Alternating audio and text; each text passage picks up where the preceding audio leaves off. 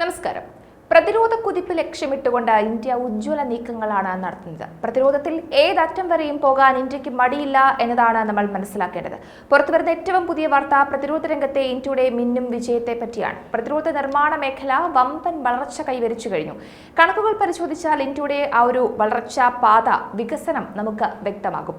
കഴിഞ്ഞ സാമ്പത്തിക വർഷത്തിൽ 16.8% വളർച്ചയാണ് പ്രതിരോധ മേഖല കൈവരിച്ചതെന്ന് പ്രതിരോധ മന്ത്രി രാജ്നാഥ് സിംഗ് വ്യക്തമാക്കിയത് വ്യക്തമായ കണക്കുകൾ നിരത്തിയാണ്. രാജ്യത്തിന്റെ പ്രതിരോധ ഉൽപാദന മൂല്യം എക്കാലത്തെയും ഉയർന്ന നിലയിലാണ് എന്നതും എടുത്തു പറയണം. രാജ്യത്തിന്റെ പ്രതിരോധ ഉൽപാദന മൂല്യത്തിലെ എക്കാലത്തെയും മികച്ച വളർച്ചയാണ് ഈ ഗണ്യമായ വർധനവ് അടയാളപ്പെടുത്തുന്നത്. പ്രതിരോധ ഉൽപാദനത്തിന്റെ മൊത്തം മൂല്യം മുൻവർഷത്തെ അപേക്ഷിച്ച് ഈ വർഷം 1,26,887 കോടി രൂപയിലെത്തിയെന്ന് പ്രതിരോധ മന്ത്രി എടുത്തു പറഞ്ഞു. 2023-24 സാമ്പത്തിക വർഷത്തിൽ ഇന്ത്യയുടെ പ്രതിരോധ നിർമ്മാണ മേഖലയിൽ 16.8% വർധനയുണ്ടായത് വളരെ സന്തോഷത്തോടെയാണ് രാജ്നാഥ് സിംഗ് പ്രഖ്യാപിച്ചത്. രാജ്യത്തിന്റെ പ്രതിരോധ ഉൽപാദന മൂല്യത്തിലെ എക്കാലത്തെയും ഉയർന്ന വളർച്ചയാണ് ഇത് സൂചിപ്പിക്കുന്നത്. പ്രധാനമന്ത്രി നരേന്ദ്രമോദിയുടെ നേതൃത്വത്തിൽ മേക്ക് ഇൻ ഇന്ത്യ പദ്ധതി വർഷം തോറും പുതിയ നാഴികക്കല്ലുകൾ പിന്നിടുകയാണ്. 2023-24 പ്രതിരോധ ഉൽപാദന മൂല്യത്തിൽ ഇന്ത്യ എക്കാലത്തെയും മികച്ച വളർച്ച നേടിയത് ഓരോ ഇന്ത്യക്കാരനും അഭിമാനിക്കാവുന്ന വസ്തുത തന്നെയാണ്. 2023-24 ഇത് 1,26,887 കോടി രൂപയായി ഉയർന്നു. മുൻ സാമ്പത്തിക വർഷത്തേക്കാൾ മികച്ച മെച്ചപ്പെടുത്തലാണ് ഉണ്ടായിരിക്കുന്നതെന്നാണ് പ്രതിരോധ മന്ത്രി എക്സിൽ കുറിച്ച പോസ്റ്റിൽ പറഞ്ഞത്. ആത്മനിർഭർ ഭാരതും മേക്ക് ഇൻ ഇന്ത്യയും ഓരോ വർഷം കഴിയും തോറും ഉജ്ജ്വലമായ നേട്ടങ്ങളാണ് രാജ്യത്തിന് സമ്മാനിച്ചുകൊണ്ടിരിക്കുന്നത്. പൊതുമേഖലാ സ്ഥാപനങ്ങളെയും സ്വകാര്യ സ്ഥാപനങ്ങളെയും ഇക്കാര്യത്തിൽ പ്രത്യേകം അഭിനന്ദിക്കുന്നുവെന്നും പ്രതിരോധ മന്ത്രി ഊന്നി പറഞ്ഞിട്ടുണ്ട്. ഇന്ത്യയെ ആഗോള പ്രതിരോധ ഉൽപാദക ഹബ്ബാക്കി മാറ്റുകയാണ് കേന്ദ്രത്തിന്റെ ലക്ഷ്യമെന്നും അദ്ദേഹം കൂട്ടിച്ചേർത്തു. എടുത്തു പറയേണ്ട ഏറ്റവും പ്രധാനപ്പെട്ട കാര്യം ഇന്ത്യയുടെ പ്രതിരോധ ഉൽപ്പന്നങ്ങൾ ആഗോളതലത്തിൽ ഏറെ പ്രിയമേറുന്നു എന്നുള്ളതാണ്.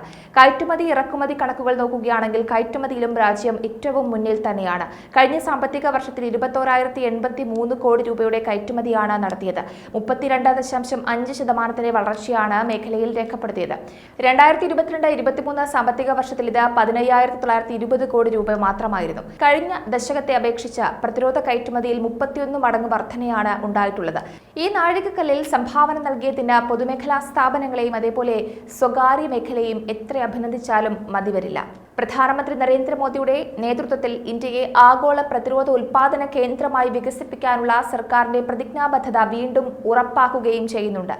2024-25 സാമ്പത്തിക വർഷത്തോടെ 35,000 കോടി രൂപയുടെ പ്രതിരോധ കയറ്റുമതി ഉൾപ്പെടെ 1,70,75,000 കോടി രൂപയുടെ തദ്ദേശീയ പ്രതിരോധ ഉൽപാദനം കൈവരിക്കാനാണ് കേന്ദ്ര സർക്കാർ ലക്ഷ്യമിടുന്നത്.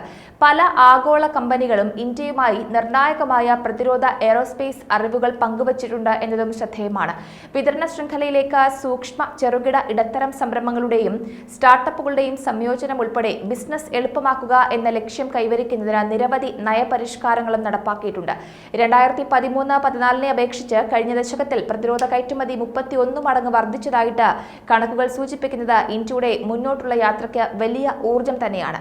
പ്രതിരോധ മേഖലയിൽ മികച്ച നേട്ടങ്ങൾ കൈവരിക്കാനായി വേണ്ട പരിഷ്കാരങ്ങൾ നടത്താനും ഇന്ത്യ മുൻപന്തിയിൽ തന്നെയാണ്. മെച്ചപ്പെട്ട ആയുധങ്ങളിൽ ഇറക്കുമതി ചെയ്യുകയും അതേപോലെ തന്നെ കയറ്റുമതിയിലേക്ക് കൂടുതൽ ശ്രദ്ധ കേന്ദ്രീകരിക്കുകയും ആവശ്യമെങ്കിൽ കൂടുതൽ വിപുലീകൃത നീക്കങ്ങൾ നടത്തുകയും ചെയ്യുന്നതിലൂടെ ഇന്ത്യ പ്രതിരോധ രംഗത്തെ വളരെയധികം മെച്ചപ്പെടുത്താനാണ് ശ്രമിച്ചുകൊണ്ടിരിക്കുന്നത്. ആത്മനിർഭർ ഭാരത് എന്ന സങ്കല്പം ഇന്ത്യ ചേർത്തു പിടിക്കുന്നുണ്ട്.